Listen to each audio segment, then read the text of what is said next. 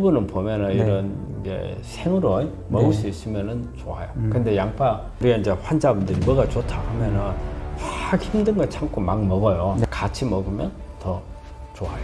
안에 있는 성분들이 훨씬 더 함량이 높아지는 효과를 내잖아요. 혈액 응고하고 관련되는 부분들이 좀씩 있어요. 다 대부분 보면은 그 양파를 좀 어떻게 먹어야 항암 효과가 극대화될까요? 그러니까 양파도 대부분은 보면은 네. 이런 이제 생으로 먹을 네. 수 있으면은 좋아요. 근데 양파 생으로 우리 중국집 가면 네, 맞아요. 춘장 찍어서 가지고 네. 먹잖아요. 네. 그럼 먹기 좋아요. 네. 그런데 그렇지 않은 상태에서 그냥 양파를 생으로 막 우리 과일 먹듯이 하기는 좀 어려운 것 그쵸. 같아요. 속 쏘는 맛이기 네. 때문에. 그래서 생으로 먹는 게 가장 좋은 거고 그렇지 못하면 살짝 데치면 속 쏘는 맛이 좀 줄어들죠. 맞아요. 그래서 이제 그렇게 먹는 방법이 있고 그 다음에 우리가 양파를 이렇게 썰어서 먹게 되면 바로 먹으면 양파도 가지고 있는 그 성분들이 양파 안에 이것을 활성화시키는 이런 효소들이 있거든요. 효소가 제대로 작용을 하고 난 후에 먹는 게 가장 좋아요. 네. 그럼 효소가 작용하는데 걸릴 시간이 한 5분에서 한 10분 정도 걸리거든요. 그래서 썰어 놓고 바로 막 성질 급하게 막 먹지 말고 한 5분에서 10분 정도 있다가 먹으면 제대로 된 활성화된 그런 성분들을 먹을 수 있다는 거고요. 그래서 우리 양파는 좀 보면은 또 좀 그 열을 가하게 되면 네. 단맛이 좀 나고 맞아요. 그러잖아요. 그렇기 때문에 또 열을 가해서는 열을 가한 대로 어느 정도의 어떤 지용성 성분이라든지 특히 케르세친 같은 경우는 네. 흡수율이 상당히 더 높아질 수가 있고 그렇지만 이제 양파도 열을 가하게 되면 네. 수용성 성분들은 조금 이제 희생을 할 수밖에 없잖아요.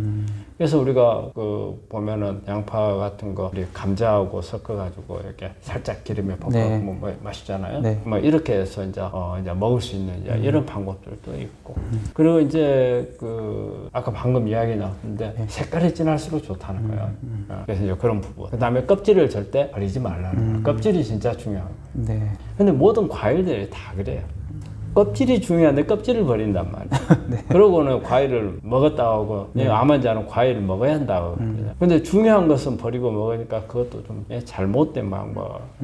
그럼 양파도 그런 개념이라고 생각하시면 될 겁니다. 그럼 이제 암 환자가 양파를 섭취할 때 좀 주의사항은 뭐가 있을까요? 네, 그러니까 양파를 우리가 이제 환자분들이 뭐가 좋다 하면은 막 힘든 거 참고 막 먹어요. 네. 그러다 보니까 양파 좋다 하면 이제 양파를 생으로 먹는 게 더 좋다 하니까 양파를 뭐 생으로 먹고 막 눈물 나고 막 목이 아프고 하는데도 한단 말이에요. 그거는 좀 좋은 건 아니라고 봐요. 내가 그 고통을 참아가면서까지 꼭 그리 안 해도 되는데 꼭 그리 해야 된다면 어쩔 수가 없어요. 근데 꼭 그리 안 해도 된다면 그럴 필요가 없는데 우리 환자분들이 좀 그런 분들이 종종 있더라고요. 근데 이제 이게 자극을 할 수 있으니까 네. 이런 자극이 심하면 그럴 때는 약간 살짝 열을 가거나 데치거나 이래 갖고 드시면 될 거고 그리고 양파도 황이 들어있잖아요. 그 다음에 식이섬유가 많이 들어있잖아요. 그러면 우리가 먹었을 때 소화불량 문제가 생길 수 있어요. 되게 이제 가스가 차기도 하고 막 속이 쓰림 같은 거 뭐 구토가 나는 경우도 있지만 구토 나는 경우까지는 별로 그렇게 많지는 않은 것 같아요. 하지만 속이 더부룩해 가지고 이런 부분들을 좀 조심하시고 또 우리가 양파가 다른 이런 파이토케미칼들을 많이 가지고 있는 식자재들도 마찬가지로 혈액 응고하고 관련되는 부분들이 좀씩 있어요. 다 대부분 보면은 응고를 억제하는 그런 작용이 있어요. 네. 그러니까 또 우리 환자분들 중에서 항응고제를 먹고 있는 분들이 있거든요. 예, 그래서 이제 그런 분들한테는 네. 이걸 많이 먹었을 때 좀 문제가 될 수 있으니까 좀 적정량을 조금만. 그래서 아예 먹지 말라는 건 아니거든요. 네. 조금 양을 좀 줄이고 그 부분을 염두에 두면서 드시는 게 좋고. 그 이제 항응고제를 이제 복용하고 있는 이제 암 환자 같은 경우는 양파 때문에 그 효과가 조금 상쇄가 더 될 수 있는 거죠? 항진이 될 수가 있는. 항진이 된다? 그렇죠. 항진이. 응고를 더 안 되게 할 수 있고. 그럼 양파와 좀 함께 먹으면 좋은 식품 뭐가 있을까요? 이 양파가 십자화 식물이잖아요. 십자화 식물은 다 같이 먹으면 더 좋아요. 안에 있는 성분들이 훨씬 더 함량이 높아지는 효과를 내잖아요. 그래서 뭐 마늘이라든지 그 외에도 브로콜리, 양배추, 케일 이게 다 십자가 식물이거든요. 그래서 이제 그런 부분들을 같이 먹는 게 좋고 네. 또 제가 이번에 자료를 찾다 보니까 그 유방암 환자들에서 양파하고 호두를 같이 먹으니까 상당히 유방암을 억제하는 효과가 좋다라는 게 나오더라고요. 네. 그래서 한번 그런 부분도 한번 생각해 볼 필요가 있고. 근데 여기서 먹는 포도는 껍질이에요. 그 알맹이 아니라는 것을 네. 제가 이야기를 하고요. 네. 그 다음에 이제 우리 베리 종류가 양파하고 상당히 궁합이 잘 맞다고 그래요. 그래서 이제 뭐 베리면 우리가 제일 많이 잘 알고 있는 블루베리잖아요. 네. 이제 요즘에는 뭐 아로니아도 있고. 그다음에 우리 딸기도 사실은 베리 종류의 딸기. 저는 딸기 그렇게 썩 좋아하지는 않아요. 그래요? 왜냐면 딸기에 그 호미패 있잖아요. 네네네. 그러니까 농약이 그런데 끼어 있으면은 아. 이게 잘 못 빠져나가. 그러니까 딸기는 또 원래 사과나 껍질이 단단하니까 막 씻잖아요. 그쵸, 그쵸. 딸기는 그러지도 못해. 그쵸, 어렵죠, 좀. 어렵다고요. 그러니까 이럴 때는 뭐 식초에 담그거나 먹고 그렇게 해가지고 또 그런 과정이 너무 귀찮다 그러면은 다른 걸로 대체하시는 게 낫고. 그래서 이런 베리 종류. 그 다음에 이제 강황하고 같이 먹으면 흡수율을 좀 더 높여줄 수 있는 여기다 후추 같은 게 들어가면 더 흡수율을 높여줄 수가 있거든요. 그런 부분들을 이렇게 같이 먹으면 훨씬 더 항암 효과를 높여줄 수 있는 효과를 낼 수가 있습니다. 다음은 이제 해조류. 이거는 제가 이제 저희 오프라인 강의할 때 이제 어떤 이제 환자분께서 이제 해조류에 대해 여쭤봐가지고 그러니까 한번 다뤄야겠다 생각했는데 이제 대표적인 해조류가 김, 미역, 뭐 다시마 이런 것들 그렇죠. 있잖아요. 이런 해조류는 좀 어떤 효과가 있을까요? 암환자들한테? 우리가 이제 해조류는 특히 이제 우리나라는 참 많이 먹는 산면이 바다다 보니까 많이 먹는 거잖아요. 특히 요즘에 김은 뭐 세계적으로 유행을 하고 있고 해조류는 이 속에 들어있는 게 우리가 일반적으로 요오드를 많이 생각을 하잖아요. 네. 근데 이제 요오드보다도 우리가 이제 그 해조를 많이 먹는 것은 대개 이제 다당류가 많아요. 이 속에 보면 이제 후코이단이 이런 해조류에서 추출한 거니까 후코이단은 이제 일본에서는 그 모주크라는 거에서 추출을 하고 사실 우리나라에는 또 보면 다시마에 상당히 많이 들어있는 것도 있죠. 그다음에 이제 우리가 요즘에 위장약으로도 쓰기도 하고 하는 이제 알긴산 이것도 들어있고 그래서 이제 이런 부분들 이게 다 다당류가 이제 많이 들어있죠. 그래서 이제 이거 다당류는 되게 이제 면역을 높이는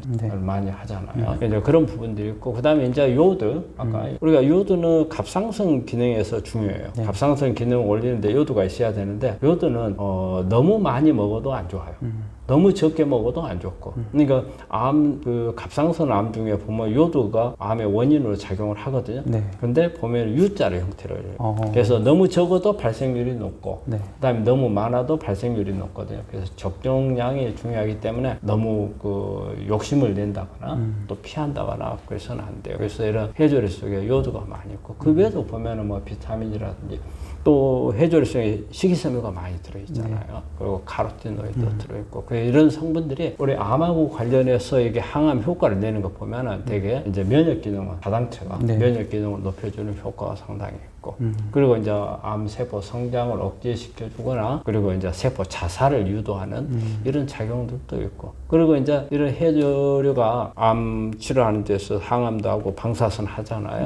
그러면 이런 이제 부작용도 완화시켜주는 효과가 있기 때문에 항암 방사선 할 때는 이런 걸 많이 먹는 게 도움이 되죠. 그러면 해조류에 좀 항암 효과를 입증한 논문이나 뭐 실험들도 있을까요? 네, 이게 제가 찾은 논문 중에 하나 보니까 이거 우리나라 거더라고요. 그래서 2009년 12월 달에 나온 건데 유방암에 이런 해조류를 썼을 때 유방암 발생률을 얼마만큼 낮출 수 있는가, 그걸 본 건데 지금 여기에서 보면은 역학조사 한 거예요. 역학조사인데 김하고 미역하고 이렇게 관계를 좀 해놨어요. 그래서 김은 많이 먹을수록 유방암 위험이 낮아지더라. 그리고 먹는 양하고 비례를 하더라. 그러니까 이제 반비례겠죠. 많이 먹을수록 이제 위험도가 낮아지는 그런 부분인데, 미역은 별로 효과가 없더라. 그래요?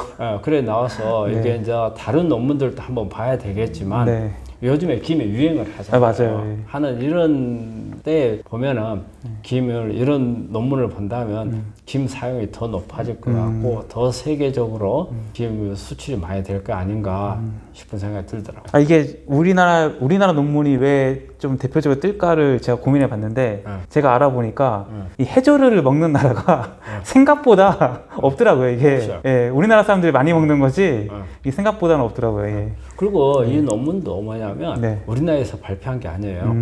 영국의 브리티시 저널 뉴트리션지에 올린 거거든요. 그렇기 때문에 상당히 공신력도 있는 그런 논문이에요. 근데 이제 미역을 많이 미역보다 김이 더 좋다 하니까 또 우리 요거 보신 분들은 아마 김을 더 많이 드실 것 같네요.